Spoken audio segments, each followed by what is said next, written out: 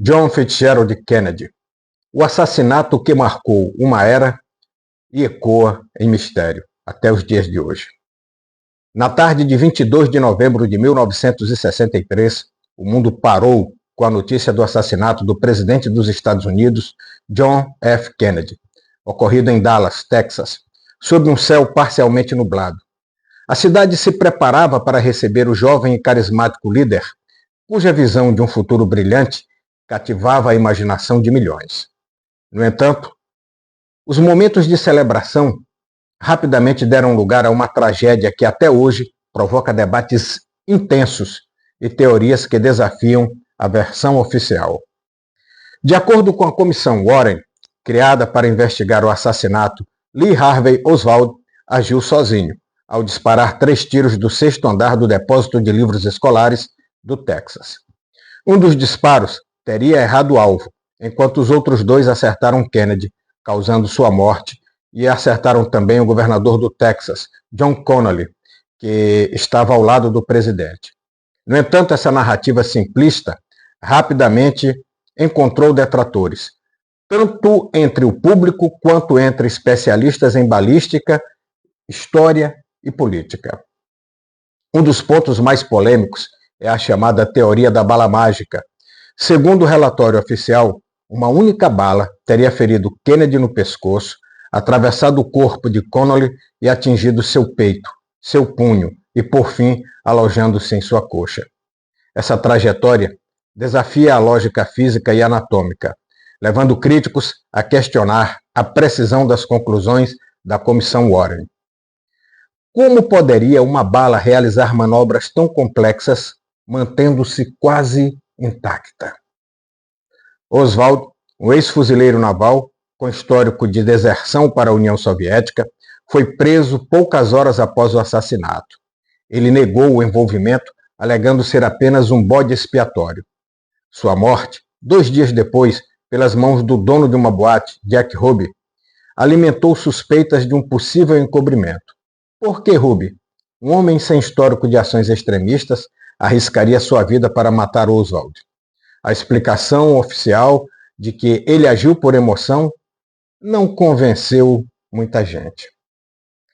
Diante dessas lacunas, uma série de teorias conspiratórias emergiu, envolvendo desde a CIA até a máfia, passando por grupos cubanos exilados e a União Soviética.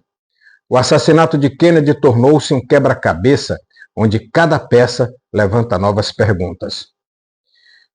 Durante o governo Kennedy, a CIA havia coordenado operações secretas para derrubar Fidel Castro, líder cubano. Documentos desclassificados mostram que a Casa Branca e a CIA estavam em desacordo sobre o alcance dessas ações. Kennedy, temendo uma escalada militar, pretendia reduzir as tensões com Cuba e a União Soviética, algo que desagravou, ou melhor dizendo, desagradou os setores mais belicosos do governo. Seria possível que agentes da CIA, frustrados com a falta de apoio, tivessem agido para remover o presidente?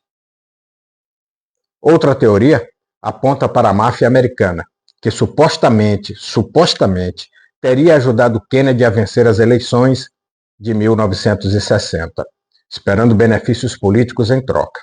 No entanto, sob o governo de Kennedy, seu irmão Robert, como procurador-geral, iniciou uma campanha agressiva contra o crime organizado. Esse suposto golpe duplo poderia ter motivado a máfia a silenciar os irmãos Kennedy de forma definitiva. Os cubanos exilados, ressentidos com o fracasso da invasão da Baía dos Porcos, também são mencionados, também são apontados. Eles teriam visto Kennedy como um traidor, responsabilizando-o pela falta de apoio aéreo crucial durante a operação. Seria plausível que esses grupos tivessem colaborado com setores descontentes do governo para planejar o assassinato do presidente Kennedy? Um aspecto inquietante do caso é o comportamento do serviço secreto. Em um vídeo registrado momentos antes do disparo fatal, agentes responsáveis pela segurança de Kennedy são vistos recuando da limusine presidencial, contrariando os protocolos padrão. Essa atitude incomum gerou especulações sobre uma possível cumplicidade ou, no mínimo, uma grande negligência. O filme amador de Abraham Zapruder, que capturou os momentos do ataque, continua sendo uma peça central na análise do assassinato. Especialistas notaram que o movimento do corpo de Kennedy após o tiro final sugere uma trajetória incompatível com a posição de Oswald no depósito de livros. Esse detalhe reforçou a hipótese de múltiplos atiradores, transformando Dealey Plaza em um possível teatro de guerra. A resposta do governo ao assassinato também gerou suspeitas. Documentos cruciais foram mantidos em sigilo por décadas e investigações independentes enfrentaram resistência sistemática. Em 1979, o Comitê de Assassinatos da Câmara dos Representantes concluiu que era provável que Kennedy tivesse sido vítima de uma conspiração, contradizendo a Comissão Warren. Contudo, detalhes cruciais ainda permanecem ocultos. A cobertura da mídia desempenhou um papel crucial na formação da opinião pública, enquanto veículos tradicionais apoiaram a narrativa oficial. Documentários e livros como JFK de Oliver Stone desafiaram essa versão, popularizando a ideia da existência de uma conspiração. O assassinato de Kennedy não apenas interrompeu um governo promissor, mas também marcou o início de uma era de desconfiança em relação às instituições americanas. Para muitos, ele simbolizava a fragilidade da democracia diante de forças ocultas. O caso permanece como um lembrete sombrio de que a verdade, às vezes, é um ideal tão inalcançável quanto as utopias que líderes como Kennedy tentaram construir.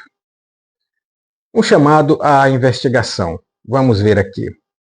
Décadas depois, ainda há mais perguntas do que respostas. Por que os documentos relacionados ao caso continuam sendo parcialmente censurados? Qual o verdadeiro papel de Oswald? Havia realmente outros atiradores?